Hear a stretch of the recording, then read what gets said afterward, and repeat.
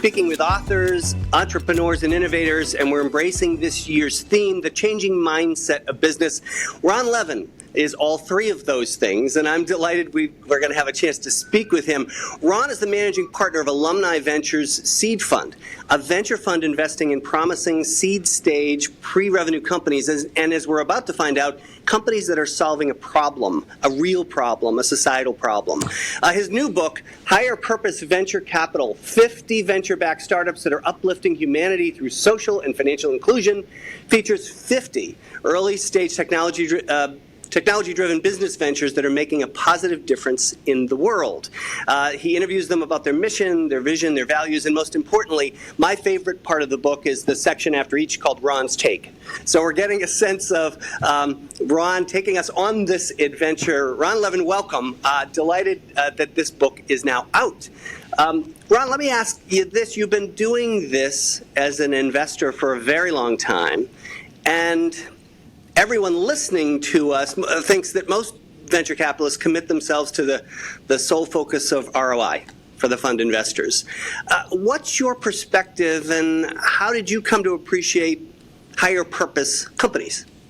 Sure. Thank you, Larry, first of all, for having me. I appreciate the invitation. Great to share the story, and excited to have my first book out, so the opportunity to kind of share some of my thinking with the world.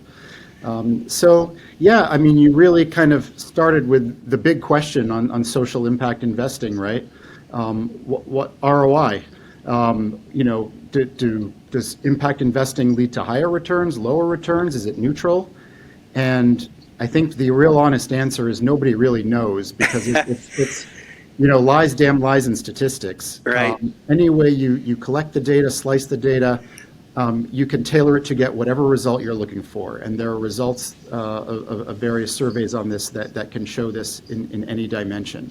So, one simple example is healthcare investing. I would argue almost every company I look at within the healthcare space is in one way or another going to have some sort of positive social impact, or at least striving to.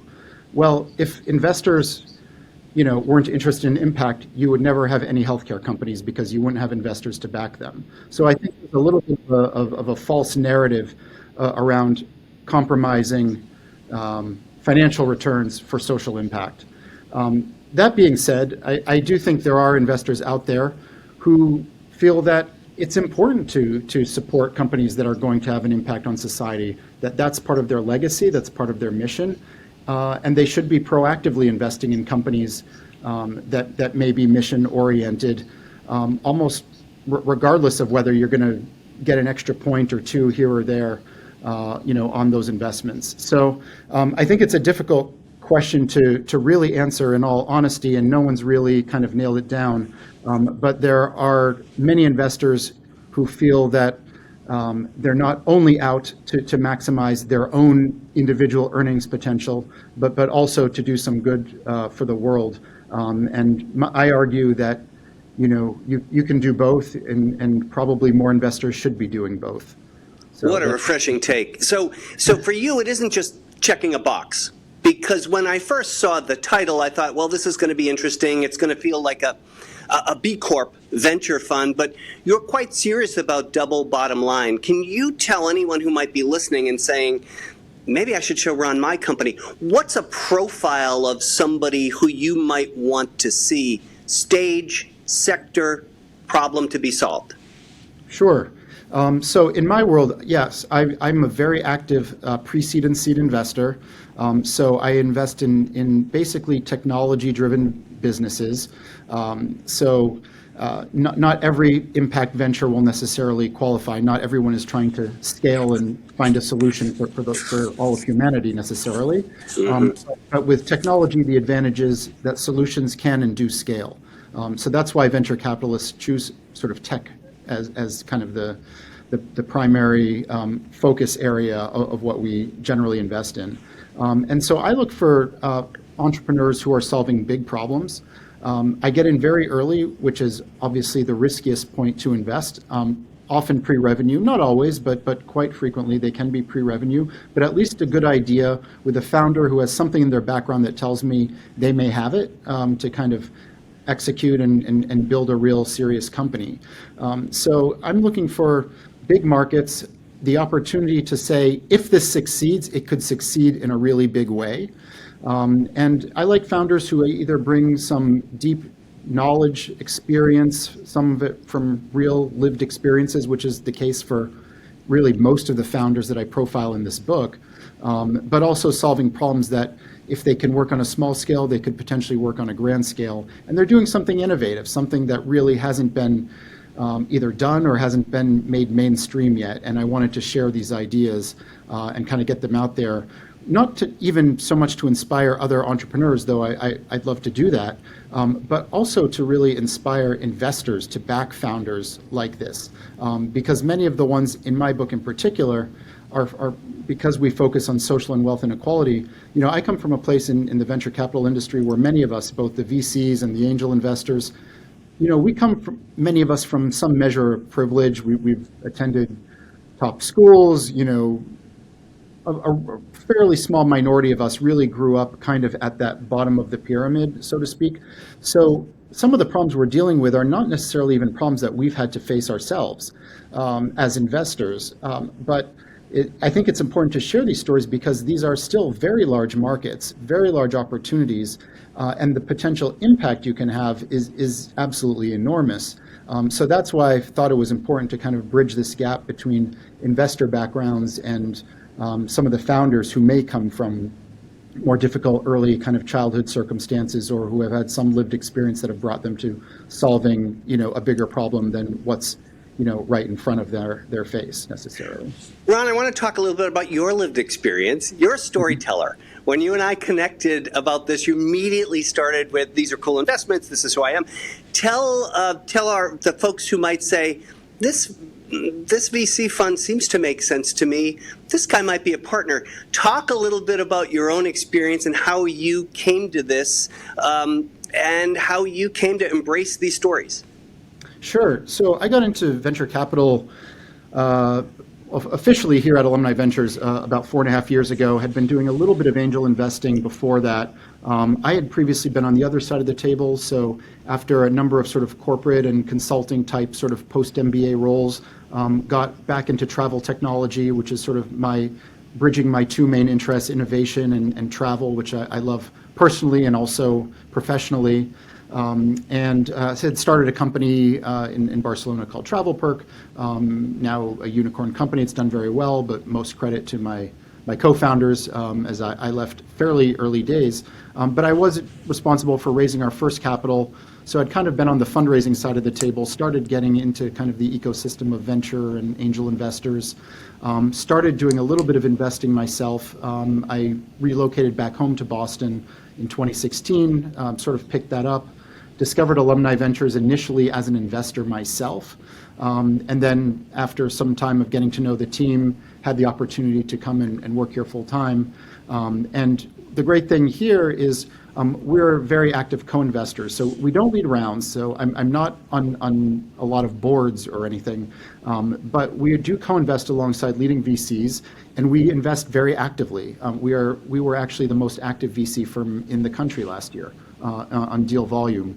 Wow. And I'm obviously not doing all of these deals myself, but one of about 50 or 60 colleagues on the investment side here. But because I'm so active, I had the opportunity to look at many, many different companies in many industries. And I started noticing a pattern in myself that I was getting particularly enthusiastic when I had the opportunity to invest in a company that was solving a really substantial societal problem. And there was one common theme that I sort of brought them together, which was around the inequality issues, because I think this is one of the major social, categories of problem to be solved, sort of along with climate tech, which I felt like has been explored a little bit more. So I went a little bit further into more of this inequality issue and solving problems for people who don't have a voice. So a little bit of social justice wrapped up in capitalism. And so I decided to channel that, and beginning of 2022, I started blogging about, initially a few of the companies that I'd invested in, and they range from ed tech to fintech to housing and food security and disability tech and all kinds of different aspects. and wanted to elevate the story of some of these founders. But I also used the blog as a platform to get to know other founders, companies that I'd read about or thought were on an interesting mission. I just wanted the opportunity to get to meet the founder. So I used the blog as the basis. Yeah, the blog's terrific. Tell people where they can find you so that they can read more. Yeah, appreciate it. So similar to the book name Higher Purpose Venture Capital, it's the Higher Purpose Venture Capital blog. And it's my name, ronlevin.substack.com. I currently publish about every 2 weeks. Initially I was doing it more frequently, but with various time constraints and such, sort of pulled back about every you got to look at companies. Ron, what would you say to the founders who might be listening who are deciding between traditional C corporation structure, B corporation structure, nonprofit? Much of what you write about access to capital, financial wellness, training and job skills, housing affordability, food and water security, big problems that somehow often are solved by NGOs. So talk a little bit about, to those founders who might be thinking, where do I go with this? Do I become a B Corp, or should I just stay in a traditional realm, C Corp structure? Yeah, so every case is going to be different. I think there's a need for everything. There's a need for governments, there's a need for NGOs, there's a need for profit. There are, frankly, investors out there who want to find for-profit, mission-driven companies. And you see on a broader scale, particularly with the larger companies, the whole shift toward ESG and operating ethically and responsibly. So this goes across the business spectrum. I think if there's an idea that would really benefit from scale and has revenue opportunity and profitability opportunity, I don't think an entrepreneur should be held back by the idea of, oh boy, this is for profit. Is that really what I stand for?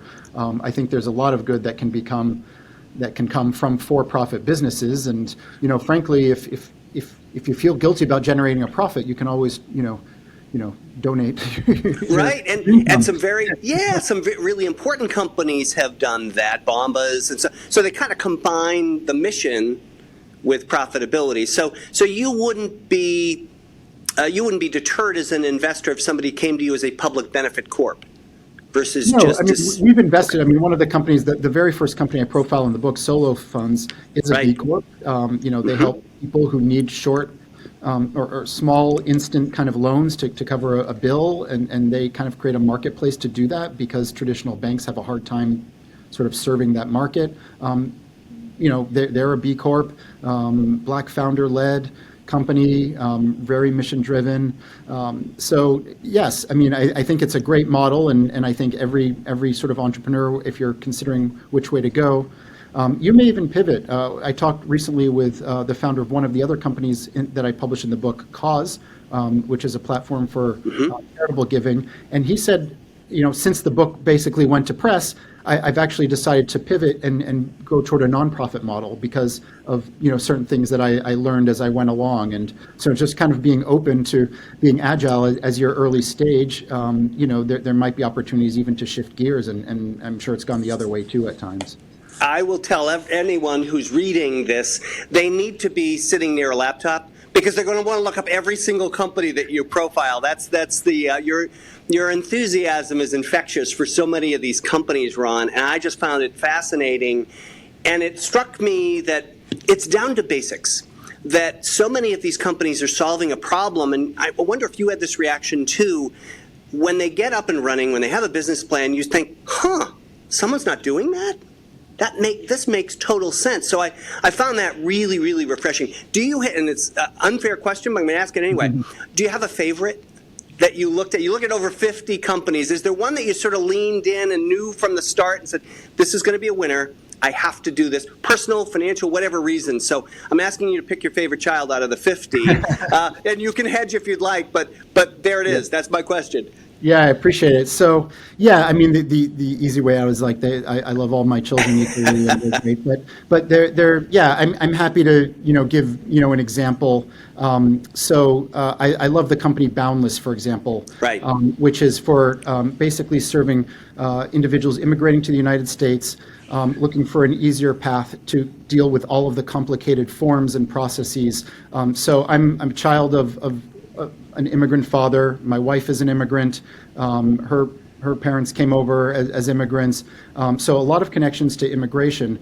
But what Boundless is really disrupting and doing, and like the how come no one has done this before, is that if you've been through the process of trying to obtain a resident visa Right. or whatever the status might be, you're typically very nervous because you want to absolutely make sure this is done correctly, and it can be very complicated and confusing, and there could be language issues, et cetera. But Boundless is saying you don't need to hire the lawyer. So instead of spending $5,000 or $10,000 on a lawyer, which is presumably the safe path, or doing it on your own, where you may make some inadvertent mistakes or whatever, come to us. We use technology because a lot of this process is very repeatable. So we're experts. We do have humans here also to double check everything, come and use us, and we'll save you thousands of dollars. And by the way, our success rate is 99.7%. Yeah, it's so impressive. So The Dow tells me, it's actually more like 99.9%, but if he says that publicly, no one will believe him. yeah, I love that story. Ron, last question. What are you reading? What are you watching in addition to your full plate of investment opportunities? What's grabbing your interest in terms of reading or watching? Sure. Yeah. So, I mean, it kind of changes week to week. I try to go through things pretty quickly, and it's sort of a mix of physical reading and audible, of course, when I'm on the move.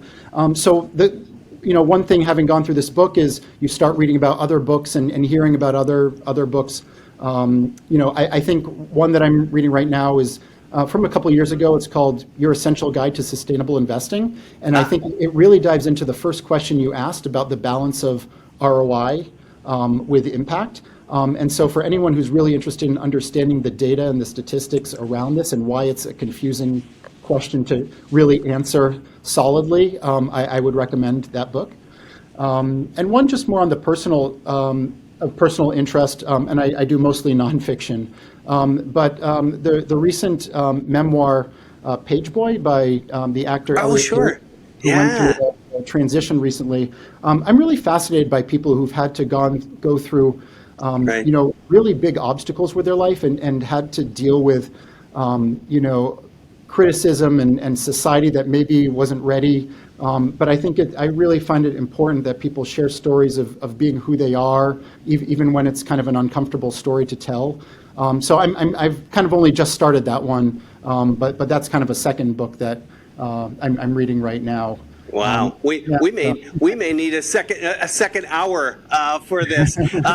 Folks, the book is Higher Purpose Venture Capital, 50 venture-backed startups that are uplifting humanity through social and financial inclusion. Ron Levin, thank you very much. Hoping that people will see this and, most importantly, buy the book. I really Thanks again. appreciate that. Thank you, Larry.